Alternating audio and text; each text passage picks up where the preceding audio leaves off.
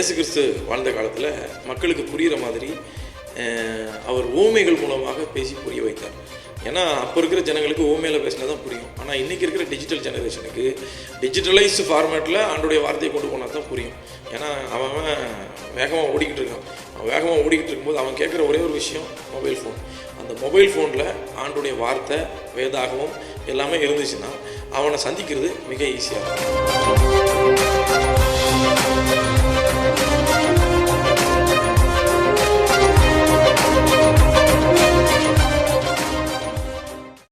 இயேசுவின் நாமத்தில் உங்களுக்கு என்னுடைய வாழ்த்துக்களை நான் தெரிவிச்சுக்கிறேன். மறுபடியும் இந்த வீடியோ மூலமாக உங்களை சந்திக்கிறதுல எனக்கு ரொம்ப சந்தோஷம். இந்த நாளினுடைய தலைப்பை நம்ம பார்க்குறதுக்கு முன்னாடி ஒரு சின்ன கதை சொல்லணும்னு சொல்லி நான் விரும்புகிறேன். ஒரு ஊரில் கிராமத்தில் ஒரு விவசாயி இருந்தார். அவர் சின்ன பையனாக இருக்கும்போது எல்லோரும் நடந்து தான் ஒரு ஊர்லேருந்து இன்னொரு ஊருக்கு போவாங்க. ஆனால் இவர் இருந்த காலத்தில் வண்டி கண்டுபிடிச்சாங்க. அதுக்கப்புறம் மாட்டு வண்டியில் தான் இங்கே போகிறது அங்கே போகிறது எல்லா இடத்துக்கும் போகிறது வந்து மாட்டு வண்டியில் தான். இவருக்கு மாட்டு வண்டியில் போகிறது ரொம்ப பிடிச்சிருந்துச்சு, பழகிருச்சு. ஒரு காலகட்டம் வந்த உடனே மோட்டார் வண்டிகள்லாம் வந்துச்சு. அதாவது பஸ்ஸு, அப்புறம் காரு, அப்புறம் பைக்கு, இந்த மாதிரி காரியங்கள்லாம் வந்துச்சு.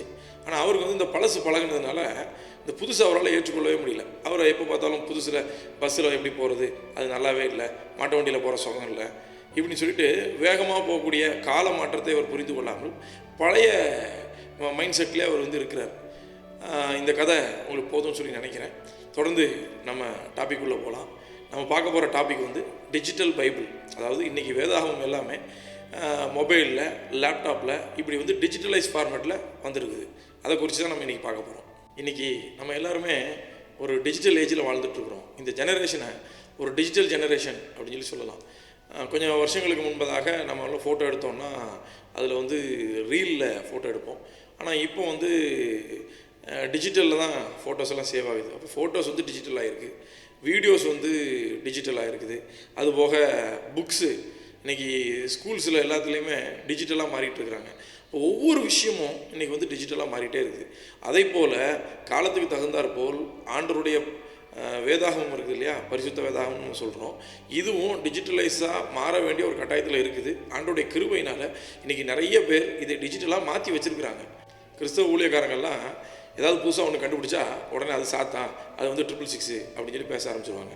உதாரணத்துக்கு டிவி கண்டுபிடிச்ச புதுசில் டிவி வந்து சாத்தான்னாங்க, அதை வந்து அந்தி கிறிஸ்து 666 அப்படின்னாங்க. கம்ப்யூட்டர் கண்டுபிடிச்ச உடனே கம்ப்யூட்டர் தான் சாத்தான், கம்ப்யூட்டர் தான் 666நாங்க. மொபைலை கண்டுபிடிச்சோடனே வழக்கம் போல் மொபைல்லாம் சாத்தான், மொபைல்லாம் 666 இப்படி சொல்ல ஆரம்பிச்சிட்டாங்க. ஆனால் இப்படி சொல்லி கொண்டிருந்த ஊழியக்காரங்க எல்லாருமே இன்றைக்கி டிவியில் பிரசங்கியாராக இருக்கிறாங்க, டிவி பிரசங்கியார். அதுக்கப்புறம் இப்படி சொல்லிட்டு இருந்த நபர்களெல்லாம் கம்ப்யூட்டரைஸ் பண்ணிட்டாங்க. அவங்களுடைய ஊழியங்கள் எல்லாத்தையும் கம்ப்யூட்டரைஸ் பண்ணிட்டாங்க. இன்றைக்கி வந்து ஃபேஸ்புக்கில் பிரசங்கம் பண்ணுறாங்க, வாட்ஸ்அப்பில் பிரசங்கம் பண்ணுறாங்க, எல்லாம் பண்ணுறாங்க. இதெல்லாம் பண்ணுறாங்க. ஆனால் அந்த பிரசங்கத்தில் என்ன பண்ணுறாங்கன்னா, பைபிளை மட்டும் டிஜிட்டலைஸ் பண்ணிடாதீங்க, அது எப்படி இருக்கட்டும், பேப்பராகவே இருக்கட்டும் அப்படின்னு சொல்லி பிரசங்கம் பண்ணிகிட்டு இருக்கிறாங்க. இது எந்த விதத்துலையும் நம்மளால் ஏற்றுக்கொள்ளவே முடியாது. என்ன காரணம்னா, டிஜிட்டலைஸ் உலகத்தில் இருந்துக்கிட்டு டிஜிட்டலைஸ் விஷயத்தில் பேசிக்கிட்டு பைபிளை மட்டும் டிஜிட்டலாக இருக்கக்கூடாது அப்படின்னு சொல்லி சொல்கிறாங்க. லூக்கா எழுதின சுவிசேஷத்தில் ஒரு நடந்த ஒரு சம்பவத்தை நம்ம பார்க்கலாம். ஆண்டவராகிய இயேசு கிறிஸ்து தேவாலயத்துக்கு போகிறாரு. அந்த காலத்தில் தேவாலயத்தில் எப்படி இருக்கும்னா, ஒவ்வொரு புஸ்தகமும் தோல் சுருளில் தனித்தனியாக இருக்கும். அப்படி ஏசாயா தீர்க்கதரிசன புஸ்தகம் மட்டும் தனியாக வச்சுருந்தாங்க. இன்றைக்கி நம்மகிட்ட இருக்கிற பைபிள் மாதிரி ஒரே பைபிளில் எல்லாமே இருக்காது. இப்போ இயேசு கிறிஸ்துக்கிட்ட ஏசாயா தீர்க்கதரிசன புஸ்தகத்தை மட்டும் கொடுத்ததை நம்ம வேதாகமத்தில் வாசிக்கிறோம். லூக்கா எழுதின சுவிசேஷம் 4ஆம் அதிகாரம் 17ஆவது வசனம். அப்பொழுது ஏசாயா தீர்க்கதரிசியின் புஸ்தகம் அவரிடத்தில் கொடுக்கப்பட்டது. அவர் புஸ்தகத்தை விரித்த பொழுது, அது பெருசாக இருந்திருக்கும், அதை சுற்றி விரித்து சுருட்டி வச்சுருப்பாங்க, விரித்து வாசிச்சிருப்பார். ஆனால் நான் பிறந்தப்போ பைபிளெல்லாம் சின்னதாகிடுச்சு. அப்போ நான் வந்து ஏசாயா தீர்க்கதரிசன புஸ்தகத்தை எப்படி வாசிச்சிருப்பேன்? இயேசு கிறிஸ்து மட்டும் விரித்து பெருசாக வச்சு வாசிச்சிருப்பேனா? இல்லை. இன்னொன்று, அந்த காலத்தில் இயேசு கிறிஸ்து வாழ்ந்த காலத்தில் தேவாலயத்தில் மட்டும்தான் வேதாகமம் இருந்துச்சு, அதாவது புஸ்தகங்கள்லாம் இருந்துச்சு. ஆனால் இன்றைக்கி ஒவ்வொருவருடைய கைகளிலும் கொஞ்சம் வருஷங்களுக்கு முன்பதாக எல்லாருடைய கைகளிலும் என்ன வந்துருச்சு? வேதாகமம் வந்துருச்சு. நம்ம வீட்டிலலாம் வேதாகமம் இருக்குது. இன்னொன்று, வீட்டில் ஆளுக்கு ஒரு வேதாகமத்தை வச்சு வாசிக்கிறோம். ஆளுக்கு ஒன்று மட்டும் இல்லை, தமிழ் பைபிள், இங்கிலீஷ் பைபிள் அப்படின்னு சொல்லிட்டு ஒவ்வொரு நபருக்கும் பலதரப்பட்ட வேதாகமத்தை வச்சு வாசிக்கிற ஒரு நிலைமைக்கு என்ன செஞ்சிட்டோம், நம்ம எல்லாம் வந்துட்டோம். இதெல்லாம் எதை காட்டுது அப்படின்னா, காலங்களிலே நடக்கிற மாற்றத்தை காட்டுகிறது. அப்போது ஏசாயா தீர்க்கதரிசன புஸ்தகத்தை இயேசு வாசிக்கும் பொழுது என்ன எப்படி வாசிச்சிருப்பார்? பெருசாக வாசிச்சிருப்பார். ஆனால் நான் வாசிக்கும் பொழுது ஒரு சின்ன பைபிளில் ஏசாயா தீர்க்கதரிசன புஸ்தகத்தை என்ன செய்கிறேன், நான் வாசிக்கிறேன். இதுதான் காலத்தில் நடக்கிற மாற்றம். இந்த மாற்றத்தை முதலாவது ஊழியர்களாகிய எல்லாருமே, இன்னொன்று இந்த காலத்தில் ஊழியம் செய்கிற ஒவ்வொருவரும் புரிந்து கொள்ள வேண்டும். எப்போவுமே மாற்றத்தை நோக்கி ஒரு ஜெனரேஷன் நகரும்போது இந்த பழமைவாதிகள்லாம் உட்காந்துக்கிட்டு எதாவது சொல்லிக்கிட்டே தான் இருப்பாங்க. இப்போ வந்து தோல் சுருள் வச்சுட்டு இருந்து திடீர்னு இந்த பேப்பருடைய கண்டுபிடிப்பு பிறகு பேப்பரில் பிரிண்ட் ஆக ஆரம்பிச்சிருக்கும், வேதாகம் வந்து பேப்பரில் பிரிண்ட் ஆக ஆரம்பிச்சிருக்கும். அப்போ சில பழமைவாதிகள் இருந்தால் என்ன சொல்லியிருப்பாங்கன்னு நினைக்கிறீங்க? என்ன சொல்லியிருப்பாங்கன்னா, தோல் சுருள் இருக்கிற பைபிள் தான் வந்து பரிசுத்தமானது, பேப்பரில் இருக்கிற பைபிள் வந்து பரிசுத்தமானது இல்லை.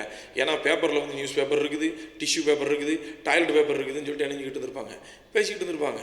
அப்போ மாற்றத்தை விரும்பாதவர்கள் ஒரு பக்கம் இருந்துக்கிட்டே தான் இருப்பாங்க. ஆனால் மாற்றத்தை நோக்கி போகிறவர்கள் தான் சரியாக போக முடியும் அப்படிங்கிறது என்னுடைய கருத்து. பேப்பரில் படித்து பழகிட்டேன், எனக்கு அதில் தான் ரொம்ப கம்ஃபர்டபுளாக இருக்குது, அதில் படிக்கும்போது தான் எனக்கு ஒரு தெய்வீகமான ஒரு உணர்வு வருது அப்படின்னு சொன்னீங்கன்னா தாராளமாக நீங்கள் இப்போ இருக்கிற பேப்பர் பைபிளை நீங்கள் படிக்கலாம். ஆனால் டிஜிட்டலைஸ் பைபிளை ஒருத்தன் படிக்கும்போது நீ இதில் தான் படிக்கணும், இதுதான் பரிசுத்தமானது, டிஜிட்டலைஸ் பைபிளை வந்து நீ படிக்கக்கூடாது அப்படின்னு சொல்கிறதுல எந்தவித அர்த்தமும் இல்லை. ஏன்னா இன்றைக்கி இருக்கிற டிஜிட்டலைஸ்ட் கண்டுபிடிப்புகள் எல்லாமே மிக மிக மிக அற்புதமாக இருக்கிறது. ஒரு வசனத்தை எடுக்கணும், தேடி எடுக்கணும்னா மிக வேகமாக எடுக்கக்கூடிய டெக்னாலஜி வந்து டிஜிட்டலைஸ் பைபிளுக்குள்ளே இருக்குது. இன்னொன்று வந்து கமெண்ட்ரி பைபிளுக்குள்ளே இருக்குது. இன்னொன்று வந்து நிறைய விஷயங்கள், இந்த மாதிரி நோட்ஸ் எடுக்கிற விஷயங்கள் எல்லாம் இந்த டிஜிட்டலைஸ் பைபிளுக்குள்ளே இருக்குது. ஒரு பைபிளை எடுத்து சிலருக்கு வந்து கோடு போடுவாங்க, சிலருக்கு கோடு போடுறது பைபிளில் கோடு போடுறதா அப்படின்னு சொல்லுவாங்க. நீங்கள் மார்க் பண்ணுறதா இருந்தாலும் மார்க் பண்ணிக்கலாம், டிஜிட்டல் பைபிளில் ஹைலைட் பண்ணுறதா இருந்தால் ஹைலைட் பண்ணிக்கலாம், அதை வந்து சேவ் பண்ணுறதா இருந்தால் சேவ் பண்ணிக்கலாம். இப்படி பலதரப்பட்ட ஆப்ஷன்ஸ் வந்து இருக்குது. ஒரு காலத்தில் ஒரே ஒரு பைபிளை தூக்கிட்டு நம்ம சர்ச்சுக்கு போனோம். ஆனால் இன்றைக்கி டிஜிட்டலைஸ்ட் பைபிளாக இருந்துச்சுன்னா நம்ம சர்ச்சுக்கு போகும் பொழுது உள்ள 8-10 பைபிளை என்ன செய்யலாம், கொண்டு போகலாம். பைபிளில் வந்து நிறைய டிரான்ஸ்லேஷன்ஸ் வந்து இருக்குது, இங்கிலீஷாக இருக்கட்டும், தமிழாக இருக்கட்டும். இந்த டிரான்ஸ்லேஷன்ஸ் எல்லாம் ஒரே பைபிளுக்குள்ளே ஈஸியாக அடக்கி என்ன செய்ய முடியும், கொண்டு போக முடியும். நீ வேதத்தை சம்மந்தினா கர்த்தர் உன்னை சமைப்பார் அப்படின்லாம் சொல்கிறாங்க. கேட்குறதுக்கு நல்லா எமோஷனாக அப்படி உடம்பெல்லாம் அப்படி புல்லரிச்ச மாதிரிலாம் இருக்குது. ஆனால் உண்மை என்னென்னா நீங்கள் யோசிச்சு பாருங்கள். இப்போ வேதாகமம் வந்து நான் நிறையா வேதாகமங்கள் நான் வச்சுருக்கிறேன், எல்லாத்தையும் கொண்டு போகணுன்னா 2 மூட்டையில் தூக்கிக்கிட்டு கஷ்டப்பட்டு தூங்கிக்கிட்டா போகணும், அப்படி இல்லை. அது என்ன சொல்ல வர்றாங்க அப்படின்னா, கர்த்தருடைய வார்த்தையை நம் இருதயத்தில் எப்பவுமே வச்சுருக்கணும். இருதயத்தில் நம்ம சுமந்தோம்னா கர்த்தர் நம்மளை சுமப்பார். இதைத்தான் வந்து புரியாமல் பைபிளை சுமக்கணும் அப்படிங்கிற மாதிரி சொல்லிட்டு இருக்கிறாங்க. நம்ம இப்போ அந்த பேப்பரில் இருக்கிற பைபிளை வச்சுட்டு இன்றைக்கி ஊழியக்காரங்க கொடுக்குற எஃபெக்ட் எல்லாம் அப்படின்னு இடிச்சுன்னா என்ன நடக்கும் அப்படின்னா, ஒரு காலத்தில் பைபிளை கொண்டு மியூசியத்தில் வச்சுட்டு திருவள்ளுவர் ஓலைச்சுவடி வச்சுக்கிட்டு இருப்பார். அதை வச்சுட்டு இந்த திருவள்ளுவர் பாருங்கள் ஓலைச்சுவடி வச்சுருந்தாருன்னு இந்த பழைய காலத்து ஆளை பார்க்குற மாதிரி முனிவர் மாதிரி பார்க்க ஆரம்பிச்சிடுவான் ஊழியக்காரனை.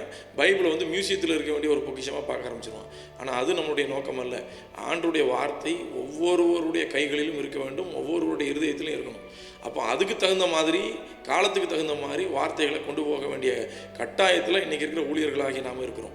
இயேசு கிறிஸ்து வாழ்ந்த காலத்தில் மக்களுக்கு புரிகிற மாதிரி அவர் ஊமைகள் மூலமாக பேசி புரிய வைத்தார். ஏன்னா அப்போ இருக்கிற ஜனங்களுக்கு ஊமையில் பேசினா தான் புரியும். ஆனால் இன்றைக்கி இருக்கிற டிஜிட்டல் ஜெனரேஷனுக்கு டிஜிட்டலைஸ்டு ஃபார்மேட்டில் ஆண்டோடைய வார்த்தையை கொண்டு போனால் தான் புரியும். ஏன்னா அவன் வேகமாக ஓடிக்கிட்டு இருக்கான். அவன் வேகமாக ஓடிக்கிட்டு இருக்கும்போது அவன் கேட்குற ஒரே ஒரு விஷயம் மொபைல் ஃபோன். அந்த மொபைல் ஃபோனில் ஆண்டோடைய வார்த்தை, வேதாகமும் எல்லாமே இருந்துச்சுன்னா அவனை சந்திக்கிறது மிக ஈஸியாக இருக்கும். இன்றைக்கி சிலர் பேசுகிறத நான் கேட்டேன், இது வந்து ஹோலி பைபிள், இது வந்து ஹோலி ஃபோன் இல்லை அப்படின்னு சொல்லி சொல்கிறாங்க. இப்போ ஹோலி பைபிள் இப்போ நம்ம கையில் வச்சுருக்கிறது, இந்த பைபிளை நான் திறக்கவே இல்லை, இது எப்படி ஹோலியாக இருக்கும், இது எப்படி என்ன ஹோலி ஆகும்? வாய்ப்பே இல்லை. அப்போது ஆண்டருடைய வார்த்தைகளை நான் வாசிக்கும் பொழுது தான் அது இந்த ஹோலி பைபிள் என்ன ஹோலி மனுஷனாக மாற்றுது. அதே மாதிரி வேதாகமும் ஒரு வேளை ஃபோனில் இருக்குது அப்படின்னா ஃபோனில் இருக்கிற ஹோலி பைபிள் என்ன ஹோலியாக மாற்றும். ஆக மொத்தத்தில் எந்த பைபிளாக இருந்தாலும் சரி, திறந்து வாசிக்கலைன்னா பைபிள் ஹோலியாக இருந்தும் பிரயோஜனம் இல்லை, மனுஷனும் ஹோலியாக ஆக முடியாது. இதுதான் மிக முக்கியமான ஒரு பிரச்சனை. இன்றைக்கி வந்து ஃபோனில் எல்லாருக்கும் தெரிஞ்ச விஷயந்தான், ஃபேஸ்புக்கு, வாட்ஸ்அப்பு, இப்படி நிறைய சோஷியல் மீடியா இருக்குது. இந்த சோஷியல் மீடியாவில் பெரும்பாலும் தவறான விஷயங்கள் தான் பரப்பப்படுகிறது. ஆனால் நம்ம என்ன செய்யணும் அப்படின்னா, இந்த டிஜிட்டலைஸ்டு ஃபார்மேட்டில் இருக்கிற இந்த பைபிள் மூலமாக டிஜிட்டலைஸ் ஃபார்மேட்டில் நம்ம வார்த்தையை கொண்டு போகிறதன் மூலமாக மற்ற அதாவது இன்றைக்கி இருக்கிற ஜெனரேஷன் வந்து இந்த சோஷியல் மீடியாவில் இருக்கிற ஃபோக்கஸை நம்ம வார்த்தைக்கு நேராக நம்ம இழுத்துட்டு வரணும். மொபைல் மூலமாக நம்ம இன்றைக்கி இருக்கிற ஜென்ரேஷனை ஆண்டவருக்குள்ளே கொண்டு வரணும். வேதவசனம் அது பேப்பரில் இருந்தாலும் சரி, டிஜிட்டல் ஃபார்மேட்டில் இருந்தாலும் சரி, மொபைல் ஃபோனில் இருந்தாலும் சரி, அதுக்கு ஒரே வல்லமை இருக்கிறது. என்ன வல்லமைனா ஒரு மனிதனை மாற்றக்கூடிய வல்லமை. ஆக மொத்தத்தில் எதாக இருந்தாலும் படிக்க உற்சாகப்படுத்த வேண்டும். ஒரு மனுஷன் எனக்கு பேப்பரில் படிக்கிறதுக்கு கம்ஃபர்டபுளாக இருக்குது அப்படின்னா நீ பேப்பரில் படி. நான் டிஜிட்டலைஸ்டு ஃபார்மேட்டில் படிக்கிறதுக்கு தான் எனக்கு கம்ஃபர்டபுளாக இருக்குன்னா நீ டிஜிட்டலைஸ் ஃபார்மேட்டில் படி. ஆக மொத்தத்தில் ஆண்டோடைய வார்த்தையை, அதாவது வசனத்தை படிங்க, தியானிங்க. ஆண்டவர் உங்களை மாற்றட்டும். ஆண்டவருடைய வார்த்தை எந்த ஃபார்மேட்டில் இருந்தாலும் அது உங்களை மாற்றட்டும். இந்த வீடியோ உங்களுக்கு பிடிச்சிருந்தா நீங்கள் சப்ஸ்கிரைப் பண்ணுங்கள். இது மற்றவங்களுக்கு பிரயோஜனமாக இருக்கும்னு சொல்லி நீங்கள் ஃபீல் பண்ணிங்கன்னா இதை கண்டிப்பாக ஷேர் பண்ணுங்கள். நன்றி.